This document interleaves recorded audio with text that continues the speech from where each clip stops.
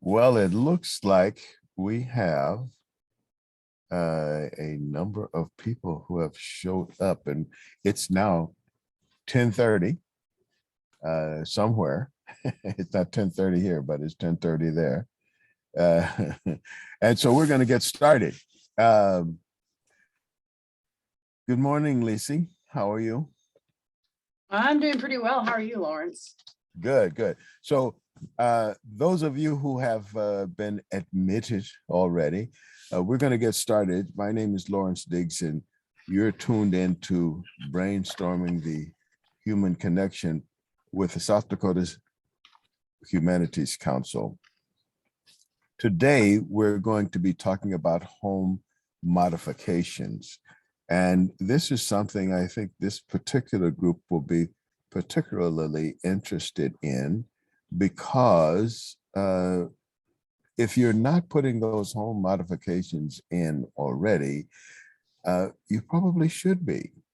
And you're going to learn some of the things that you can do and some of the things that are being done today from my guest, our guest, Leacey Brown. And Leacey is with the, she's an extension gerontology field specialist in the School of Education and Counseling at SDSU. I should say Counseling and Human Development at SDSU. She's actually stationed out in Rapid City, but as you know, SDSU is in Brookings, but she's an extension person, so they extend. Welcome, Leacey. How are you today? I am having a lovely day. It's beautiful out here in Rapid City. Good. We're going to start, I'd like to start anyway, by telling people who you are, where you're born, and something about your background and how you came to be a gerontology field specialist with SDSU. So I think probably the most interesting thing to know about me is that I'm from Florida. I joined the United States Air Force in 2004. And I joke that somebody thought it'd be funny to send me to Minot, North Dakota, because after my training in Biloxi, Mississippi, Minot, North Dakota is where I ended up. While I was in the Air Force, I worked on electronic systems. I continued to pursue college education. And when I was done in 2008, I decided to go back to college to finish my bachelor's degree. And as I was planning and deciding, okay, well, what do I want to do? What do I want this plan to be? My advisor suggested that I get a concentration in gerontology. And I'm going to be completely honest here. I wasn't excited about that idea. I told her I didn't want to work with old people. And she assured me that aging is so much more than I knew at that time, and that it was a great field. And here I am, 14 years later, a gerontologist by training. I have a master's of science from St. Cloud State University in Minnesota. I have been in my position with South Dakota State University for the past 10 years. And as Lawrence said, really what my role is to extend the knowledge of the university out into our communities, so that as we're making decisions and we're planning for the future, we're using fact-based information. And I want to explain what gerontology is real quick for those who may not be familiar. So gerontology is a social science that focuses on the biological, sociological, and psychological aspects of the process of how we age as individuals in the communities and homes where we live. So it's really a broad perspective on human aging. It's not a medical specialization. That's what geriatrics is. I work kind of in the community. The areas that I focus on are aging well, aging in home and community, fall prevention, family caregiving, and then care and end of life planning. So that was a lot, Lawrence, but there's a lot to share. There is a lot to share, and I hope as we go through this hour that more will come out, because I found you anyway to be a rather interesting character, and well worth the time to get to know. Let's talk a little bit about home modification, and I know you have a presentation that will probably Yes. explain a lot of that. But Yeah. what is the 50,000-foot view, just so we can kind of orient people to it? So home modifications are about renovations to residential spaces to improve the performance and function for people with mobility limitations. So we're talking about people who might be using crutches or a walker, a cane, or even a wheelchair is what we most typically think of when we think of who needs home modifications. Okay, so tell us about the program that you are involved with. What does it do? You know, Are just you gonna tell make us. me repeat all my slides? Yeah. Because I have that at the very end. I really, so. Oh, no. I was just saying, go through your presentation now, and I think that then we'll let you, that'll orient us, and Yeah. then I'm hoping that the panel here will be jotting down questions and making notes of things, because even when you think you know, it's surprising how much we can think we know, but then when the person who's really been studying it talks about it, realize, oh, I thought I knew that, but I didn't know that thing. And also, when you ask a question, maybe it's a question that someone else needs an answer to, but didn't know how to formulate the question or something like that. So I'm hoping people will feel comfortable to ask questions to get clarifications from you, because I found that you're very competent at bringing those answers to us. So take it away, Leacey. So I'll go through this presentation. I only have about 20 slides of content, and then we can really talk about it. But we're going to open up by looking at this photograph. And I want you to just spend a few minutes looking at this photograph, because this is an accessible bathroom. And I wonder if people would be willing to either type or unmute and tell me what in this bathroom, what features of this bathroom, and I can point out an obvious one to make it easy, but what features do you see in this bathroom that would make it accessible for somebody who has mobility limitations?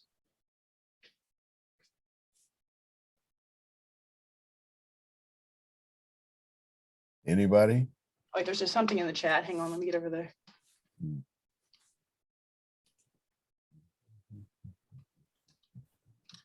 Lyle, I'll see your question. I will respond to it.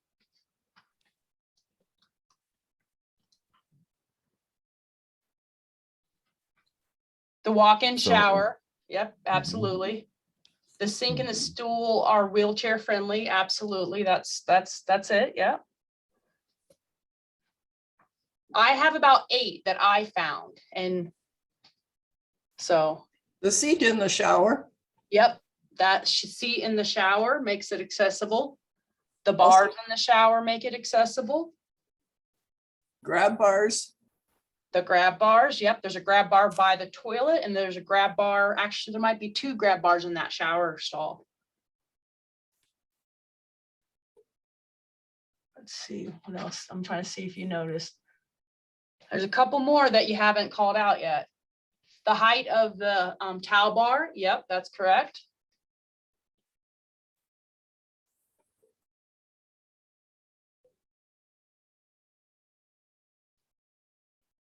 Anybody else? There's a few more. Yeah, there are. The floor surface. Yep. That's not one I highlighted, but yeah, that floor surface.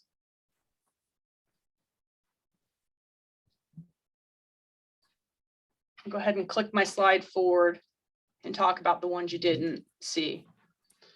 So the height of the toilet brush, actually, that is accessible because you don't have to bend down as low to grab that. So it makes it easier. The height of those controls above that toilet bowl cleaner are also accessible. You guys got all the rest of them that I noticed, as I said, I didn't call out some of them, but another thing, the one major difference between this bathroom and a lot of bathrooms really isn't all the accessibility features. It's the space. This bathroom has the space to be accessible, and that's really an important thing to think about. Was anybody shocked that this was a stylish, attractive, accessible bathroom? Did that surprise anybody? Did it make the accessible features harder to find? Or were you able to still see them?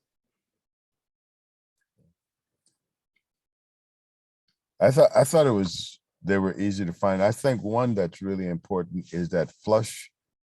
That's the flusher, right? I wasn't sure if that was the Yeah. flusher. That's the flusher. Yeah, That's the flusher. Yeah. The silver between the wall controls and the grab bar, the pull down grab bar.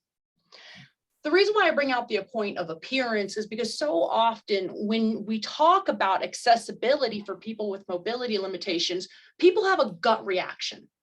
They have this vision of this sterile, steel barred hospital room, and nobody wants that in their home, honestly. So people have a knee-jerk reaction. That's why I like to show this image, because accessibility can be very stylish and very attractive. So let's kind of get into what I wanted to cover with you today. I really want to talk about the demographic and health trends that are affecting the housing needs in our state, but really across the country. I'm really going to focus on the architectural barriers that really hinder our capacity to remain in our home after we develop a mobility limitation.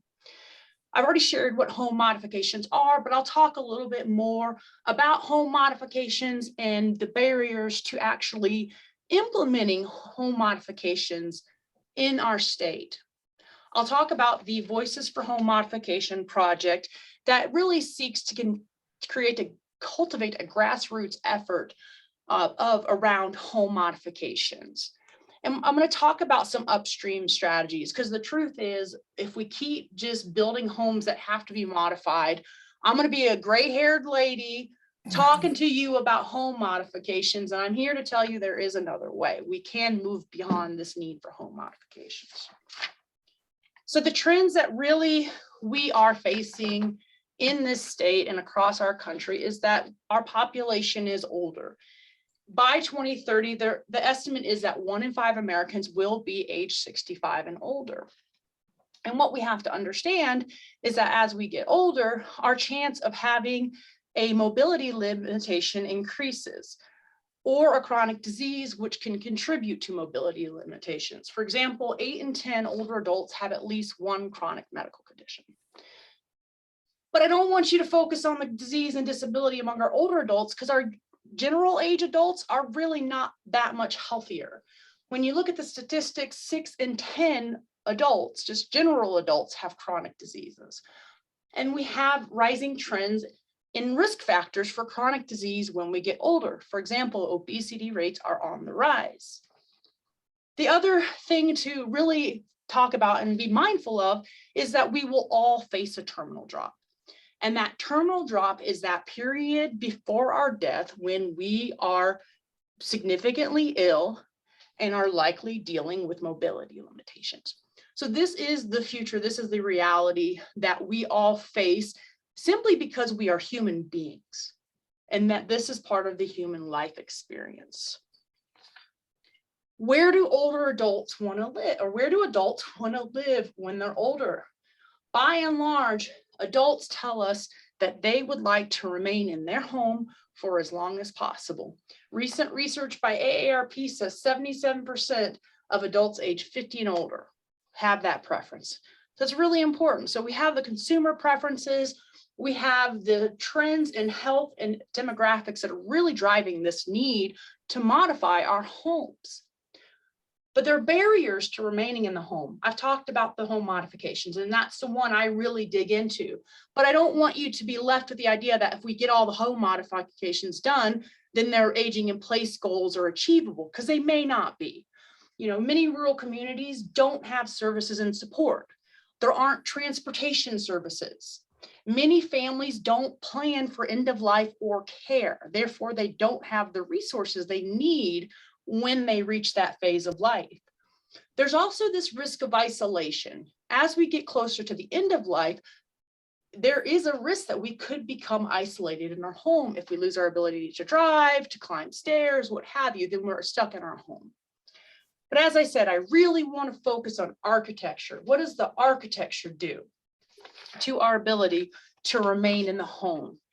What's interesting is advocates have been talking about this issue for years. There really is no mystery about what features are most detrimental to us as we develop mobility limitations. Entry stairs. Virtually all homes in America have at least one step to get in. There's the narrow halls and doors.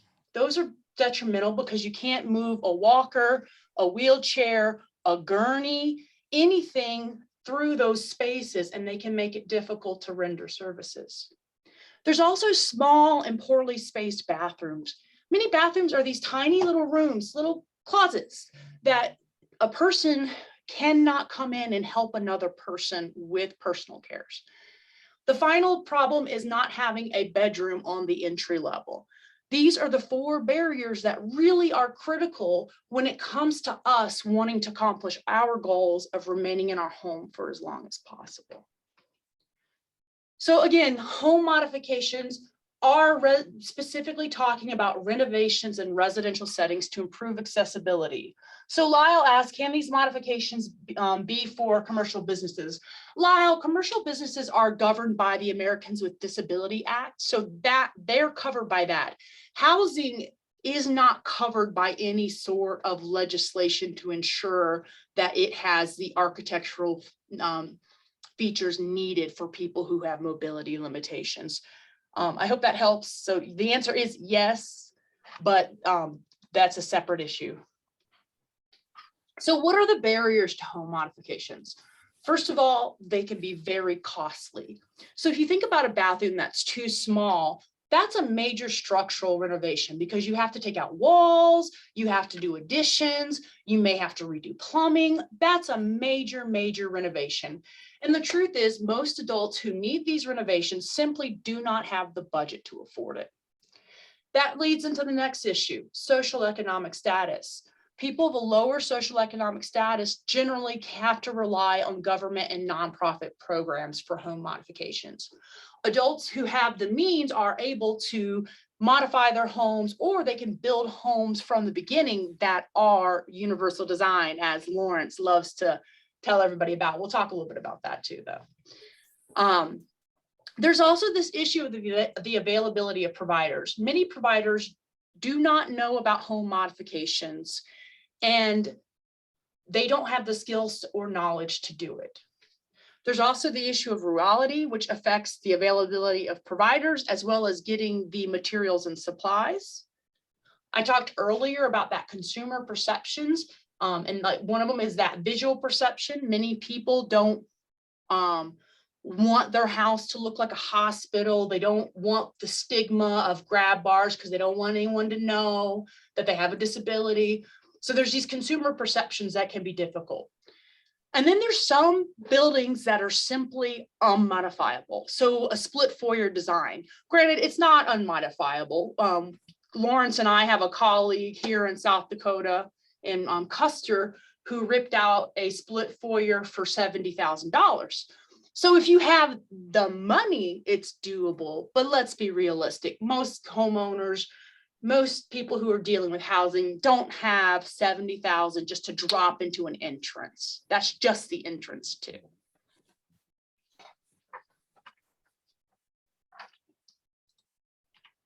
So the project. So we know that home modifications are needed. We know what some of the barriers are to it. So we have a group of people. Lawrence is part of this team that is the Voices for Home Modification Project. And really, we want to increase knowledge and awareness about the role that home design plays in quality of life for people with mobility limitations. And our vision is that every home is constructed to enhance quality of life for all people. We have a variety of contributors. I have them listed on the screen. You know, these individuals represent so many organizations. And so on this next slide, I'll tell you what we're trying to do. We really want to create a toolkit that includes awareness resources, education resources, a list of providers, a list of funding options to help people in South Dakota and North Dakota. I should mention this is a bi-state project, but to help stakeholders, business leaders, you know, a variety of people in South Dakota really try to push this topic forward and really improve the quality of our housing long term. So these are some examples. We want to have videos. Lawrence is helping create videos. We want to do an awareness campaign to really get in front of people who are interested in building projects. So that's parade of homes, the home shows, stuff like that, to really get this topic out there. Any question about the project outputs? I'll pause because there's a lot going on in this screen. Are there any questions about like what we're trying to put out with all the work that we're doing as a team?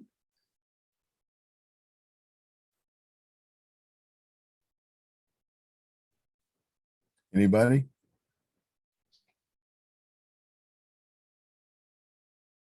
Very good. Okay, well, Yep. we can go forward, and then Yep. if Yep. the people, you can either raise your hand or just unmute and then let us know that you have a question. So we have, the way we're structured, we have our big group and then we have some action groups. We have 5 different action groups that are kind of working on different areas of this project. And what we're currently doing is collecting testimonials that we can share. We're developing video. We're developing a provider survey. The purpose of this provider survey is to find the organizations, the businesses who are doing home modifications and get them all listed on a public-facing database so that the people in South Dakota who are trying to find home modifications for themselves or for somebody they love, that there's a one-stop place where they can go to get that information. We're also working on developing a funding proposal. It is our hope that, you know, those parade of home events, some of the marketing stuff, that we'll have some funds to support those activities, because really there is a tremendous need for consumer awareness and general awareness, because a lot of folks operate under this idea that, well, if you have mobility limitations or you're older, then you need special homes. And the truth, that's not the truth. We just need homes that have been modified or built to account for the fact that we will all develop mobility limitations before our time on this earth is done. So that's where we are right now. You know, if you hear about this project and you'd like to become involved, I mean, there's a lot of different ways that you can be involved, and it's really up to you on how much you would be committed, you know. So there's in-kind donations of time and your skills. You know, Lawrence has offered us his videography skills. You know, we have others that are offering their writing skills, you know, so others are writing social media, offering social media skills.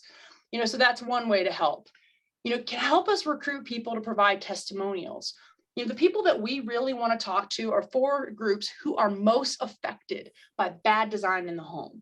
These are our family caregivers. These are our individuals who are trying to help people with mobility limitations do personal cares, do laundry, you know, food preparation. They're doing all this stuff. So we want to hear from them. We want to hear about what in their home makes the design features make it harder for them to be caregivers. We want to talk to in-home care providers, because in-home care providers come into the home to provide personal care to people with mobility limitations. And there are situations where these providers will decline to provide services because the bathroom in the home is not safe. It is dangerous for their staff. So we want to hear from them. We also want to hear from emergency service providers, because they are also affected. These are the ones who are coming in to lift up people after they're fallen. These are the ones trying to turn those gurneys around tight corners, you know, trying to carry people up and down narrow stairs. The last one we want to hear from are people themselves who have mobility limitations. We want to hear their story around housing and meeting their housing needs. Other ways you can help us is help us recruit home modification providers. If you're aware of a home modification provider in your community, please let me know. That way I can ask them to complete our survey and be listed on our database. The final way that you can help is identify opportunities in your community to increase knowledge about the implementation of home modifications and why they're important to our economic future. One of the things that, go ahead. No, you go ahead. You go. Okay. One of the things that I would like to explore is how does home modification improve the quality of life? I mean, I can see that some of the practical things, but how does it change people's quality of life? Can you give us some examples of that? I think, when you reflect on a bathroom, that's too small. The option that people are given right now are to use a mobile commode. You've seen them. They got 4 legs, they got a commode. To use a mobile commode in their living room. How does that feel? I mean, you don't get the privacy to use the bathroom in a bathroom. You have to use it out in your living room. And that may not seem like a quality of life thing, but it is. It's about dignity. And when we can restore people's dignity by creating environments that don't force them to use a commode in a living room, that improves quality of life.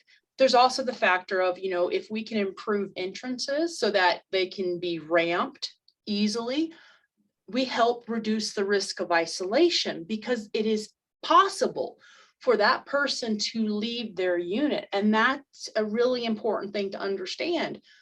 Isolation can be the result of mobility limitations and not the simple act of not being able to climb stairs. And we know that isolation is deadly to humans. It hurts us severely. So those are 2 examples of how it can enhance quality of life. And through these testimonials, we really hope that South Dakotans will tell us that story and help bring that quality of life piece to light.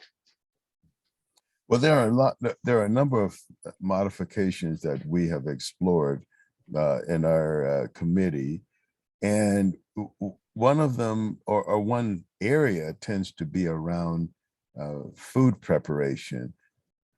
And you showed us a bathroom. We didn't see some of the many other ones. Of course, that's what we're getting into. Can you tell us a little bit about the modifications around the kitchen that will allow a person to prepare meals or even modify meals that are brought to them?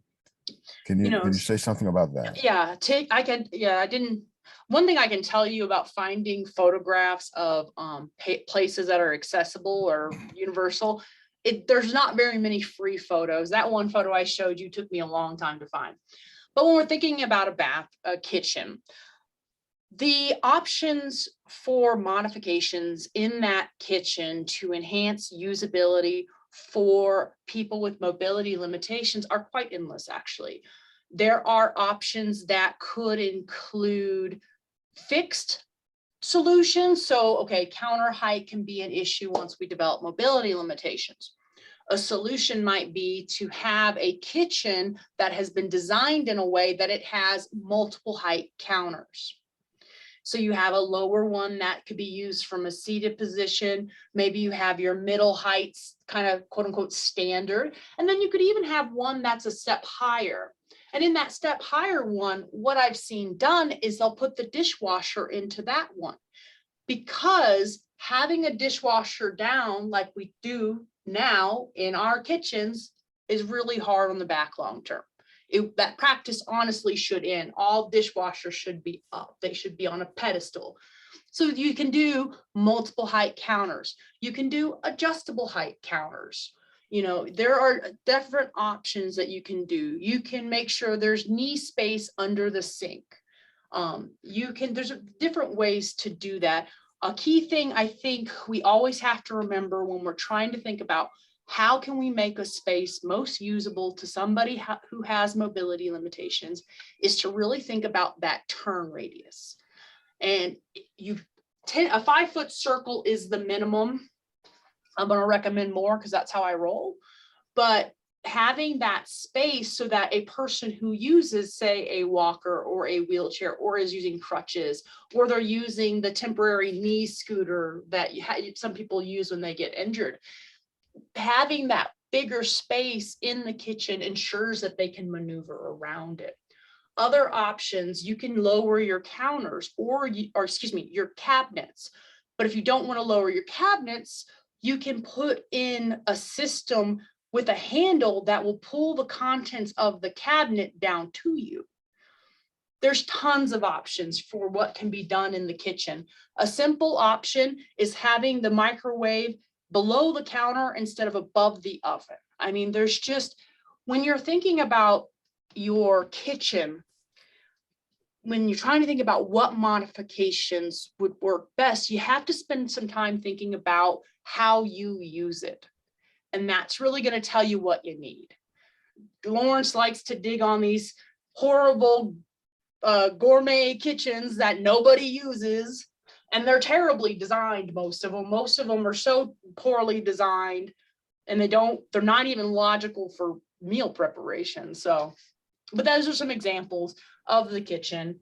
Even people who don't have mobility issues, they rarely use those kind of kitchens. So they're kind of like, they're not even really designed for cooking. They're designed for magazines, it seems like. Yeah. So, and they get in the way of actually preparing a meal and make it, more difficult. It's like gardening for fun as opposed to raising, getting food. And those lower counters, you're like, well, that's not going to be useful over time. Imagine if you have kids you're trying to teach how to cook. Having those lower counters are great because you can put them there, show them how to use knives, show them how to measure. I mean, so they do have that multiple benefit. It just takes a little bit of extra design work. I mean, you do need to work with a designer to get it in there in a way that functions well. And there's some options. I've seen it done. Yeah. One of the things I've noticed is that the structural modifications are, of course, the gold standard, so to speak. But there are things that are kind of halfway points. They're not perfect, but they work. And one of them that I've seen are things like stools and reachers. As long as you have the kind of stools that are not going to encourage a fall, but the reachers are, they're pretty safe if you don't hold the stuff over your head, but they have different styles of them, and that combined with cabinets and drawers and things like that, they really offer some real opportunities to extend life in one's home. Yep. Can you talk a little bit about that extension? Well, you brought up the drawers. I'm going to comment on drawers, and then I'll talk about extending that period of life in the home. So drawers are also another great option in the kitchen. For some reason, we got this idea that cabinets made sense on the lowers, and really they don't. I mean, I've climbed inside my cabinets trying to find things. Drawers on the lower level of kitchen cabinets actually are way more accessible long-term than our traditional cabinets. So, all right, you want me to go ahead. One other thing on that same line of thinking, even when you have cabinets, there are rollout shelves that can be put in that are not too spendy, that you can then pull that shelf out. So you'll have a cabinet and it'll have shelves in it.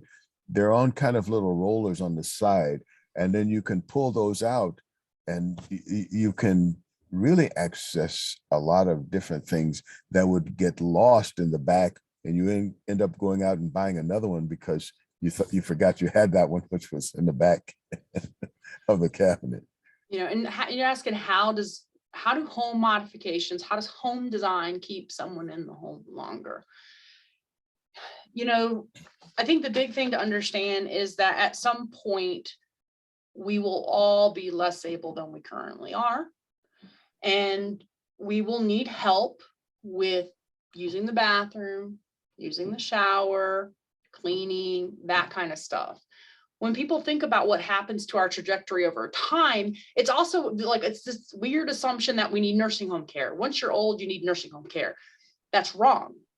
Nursing home care is medical care for people who need round-the-clock medical care.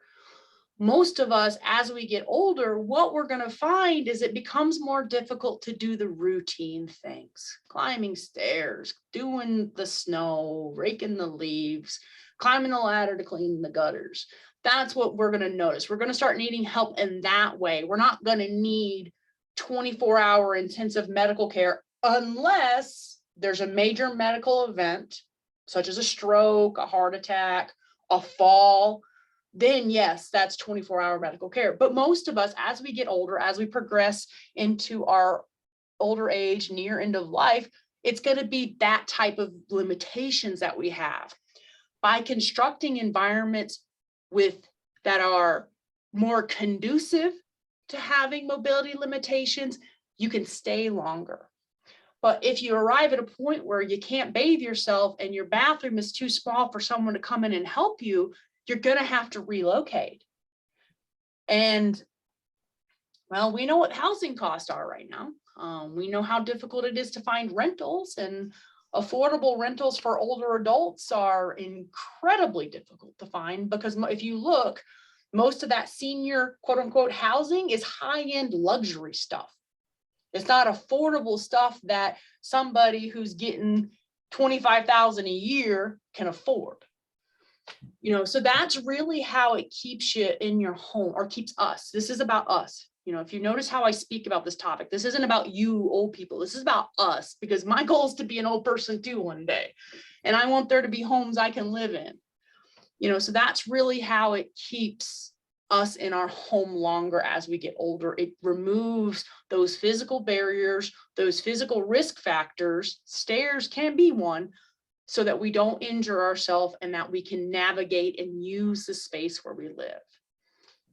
But we've— So you've, oh, Go go ahead. ahead. I'm sorry. Yeah, you had a question. Go ahead. No, I was going to say, I wanted to point out to folks that you put some links in the chat, so they might want to go in there and copy those links. You can cut and paste them, or in the bottom right-hand corner, you can see 3 little dots right next to the smiley face, to the right of the smiley face. And you can click on that, and then you can save it to your computer. Yep. So real briefly, so one of them is a link for the Voices for Home Modification Coalition. If you're interested, there's a form you can fill out, and that'll come to me. One is an article I just released. That article will include a lot of the background references that I use to make my case why we need to really prioritize this topic. And then the last one's about the adaptable home certification, which we'll talk about before the hour's up. Okay. Any other questions or comments, experiences that people on our call, our panel, would like to share with us?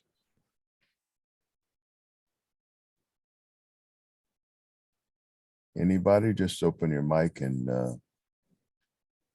go ahead if you have any.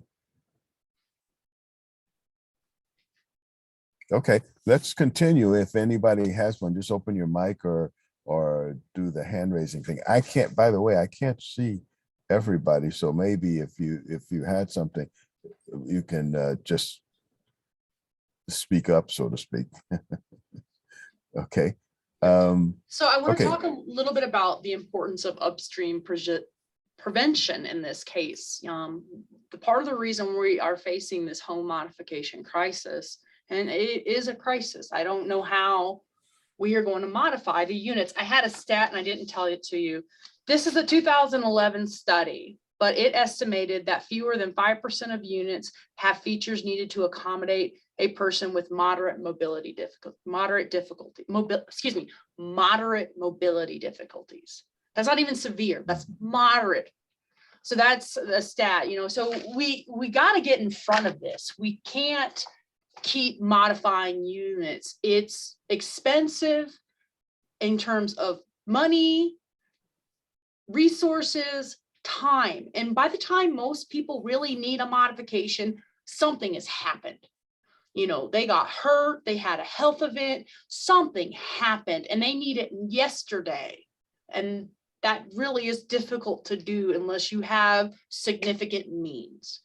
So let's talk about, what does upstream prevention look like?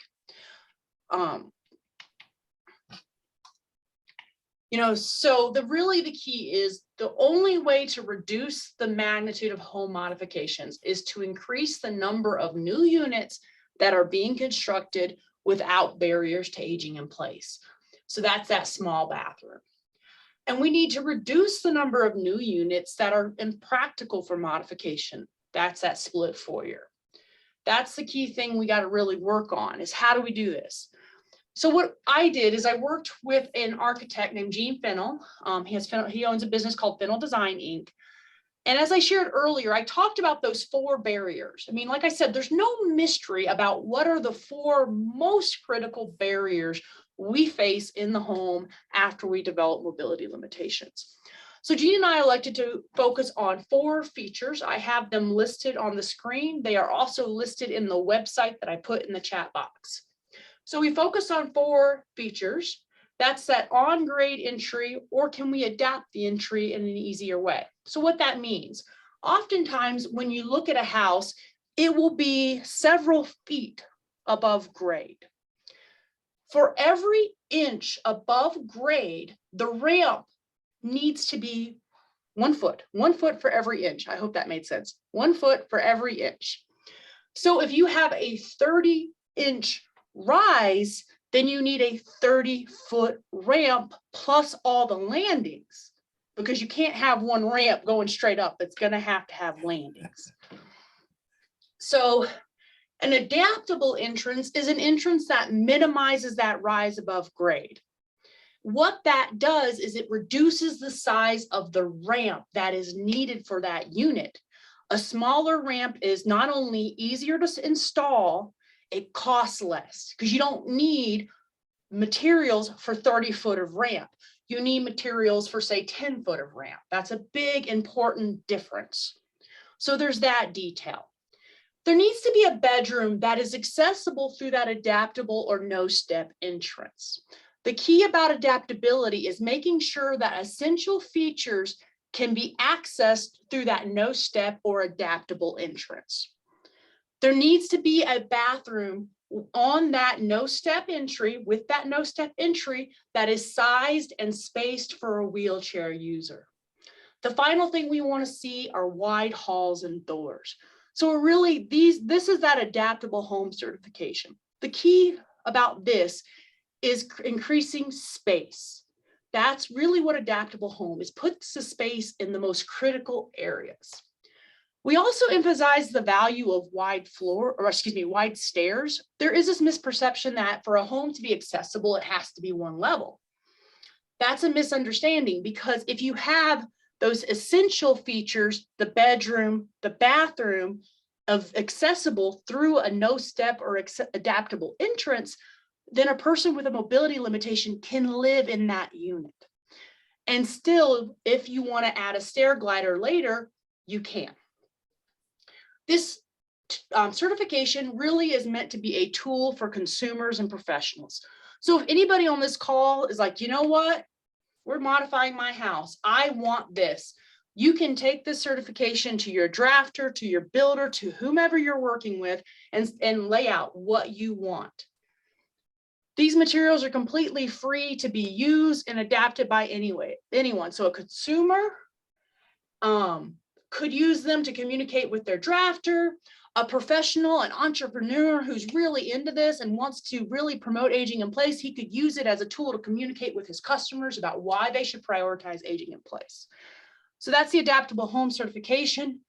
What it entails are 5 web pages and a rack card. There are rack cards available at no cost. If anybody would like some, you can go to the website and request them and I will mail them to you. The 5 web pages really expand out the no-step entrance, why it matters, how to do it. It talks about the bathroom. It shows you diagrams of how the bathroom could look. It talks about why accessible routes matter. And what an accessible route is, it ensures that a person with mobility limitations can come from the parking, through the door, go to the bathroom, go to the bedroom, and we would hope the entertainment spaces. But that's what accessible routes are about. So accessible routes would never have a sunken living room. That's not an accessible route. That's one of the worst inventions of the 80s, I think. So that's what accessible routes. There's also a page that talks about how much it costs, because there are real costs with these units. So for example, when we're talking about the bathroom, there needs to be blocking. So wood lumber, so wood in specific areas of the bathroom, behind the commode, in the shower. The purpose of this lumber is so that you can add grab bars when they're needed. The alternative, the way we're doing that right now, is we just slap up the drywall and then rip off the drywall and put grab bars when we're ready. If we put that backing in before we put the drywall, then there's no ripping out walls. If somebody needs grab bars, you just pop them up. You don't have to mess with the drywall. You just put in the grab bars. But I highly encourage you, check out the materials, share the materials. We're really trying to help folks understand the critical changes. Universal design is, Lawrence and I both love universal design. Universal design is truly the gold standard when it comes to creating units. But the thing about universal design, it's a way of thinking. When I think about universal design, I think about my home. I think about who's going to live there, who's going to interact with that space. I think about the fact that there could be somebody who's 6'5" interacting with the space, or there could be children interacting with the space, or there could be people with disabilities. So you think about all these people, and the goal is to remove barriers or include accessibility where needed, so that the space works for everybody, if that makes sense. So that's universal design. But universal design is not something that's easy to implement, which is why we came up with this adaptable home certification. Because the truth is, if we could get adaptable certification in, it would be much easier to transition units to universal, because you'd have the space. Go ahead, Lawrence. I wanted to mention something about the cost, because I think sometimes the cost is, let's say, it's obscured by a certain kind of reality. And that is, what is the reality? What is the cost of not doing it? Because you can't just look at the cost of doing it, because let's say it cost you $20,000 to modify your house. If you stayed in that house one extra year, you probably pay for it in the difference between going into a nursing home or some other kind of facility and staying in your house. Plus, you get to stay in your house for just for 1 year. And that's so if you're that is one of the cases we're really trying to help drive forward. But what I've seen in my experience, Lawrence, is too many advocates are like, oh, there's no extra cost. And I'm like, no, there's extra costs. But as you said, it's an investment in your long-term care, truthfully.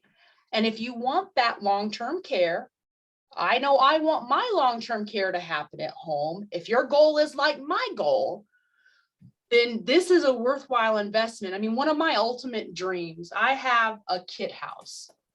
It is the most inaccessible thing. I mean, my bathroom is probably like 13, 14. I mean, the door is narrow. I mean, I think my boyfriend has to turn sideways to go in, But my ultimate dream is to renovate this house for accessibility. It'll never be no step. It's probably like 30 inches, 35 inches above grade. It'll never be no step fully, but I can improve the doorways. I can put a bedroom on the ground level. I can expand the bathroom. Is it going to be an expensive renovation? Yeah. But for me, with what I value and what I think is important, it's a goal. It's what I want to do. So, You know, the other thing that people often don't think about is how many other things that become conveniences. Once you have it in, you wonder how you got along without it. For example, the ramp that you talked about, you know, stairs are not one of our, let's say, more innovative designs. no. You know, ramp is much better. I think people are trying to save space or something. But when you consider, like, if you have like a cart full of groceries, or if you have a baby stroller or something like that, the difference between, or even just moving in and out a refrigerator or something like that, the Well, and difference I think between just rolling, it's like snow removal. It is easier to yes, clean snow off a yes, ramp than steps. that's right. You And know, there's so much fun. There's so much more fun to go down on a skateboard. I've got some pictures of some nice looking ramps. I'll show you. Let Yeah. me go ahead and see what I got on my next screen. Okay, so I'm at my summary. It's Okay. long, but what I can tell you is that trends and demographics and health really are driving this. You know, this is not going to go away once the boomers are no longer with us. This is the new normal. A lot, and another, I want to say, make a comment about the illness, the disability, and the stuff that we see in our older adults. We need to remember a lot of that is probably a byproduct of civilization. We live in a society that does not promote health. The absolute best example I can provide is sugar. There is no doubt that sugar is toxic to the human body and that we really should not be eating it as often as we do, yet we do. And the consequences of that are poor health. And that is not going to change. As much as I wish I could make sugar disappear, that will not change, which means we will have these chronic diseases for a while. And sugar is just one example of what is making us sick. But these are byproducts of our civilization. These are not normal aging. These are unfortunate consequences of how we built our society. So we need to be planning for this because it's not going away. And what's cool about this is these building better homes improves quality of life. And I'm sorry, there's a really good comment here in the chat box. I'll go ahead and read. So comment for Facebook, from Facebook, this is an excellent program. Changing out my antique tub for a large, accessible, and well-designed shower has afforded me a great feeling of safety as opposed to nearly certain death if I had another fall out of the huge old tub. Financial help from rural development made this possible. That person on Facebook, if you want to complete that contact form for Voices for Home Mods, we'd love to share your story because that's what we're trying to show. Is like, this is happening. This is what are your challenges you face doing this? What have worked well? Because we want people to know that this is important to our state. We know that we want to stay in our homes. I mean, we're South Dakotans. We want to be in our home. We don't want to be in some place where someone's telling us when we eat, when we shower. We want to be at home. That's who we are.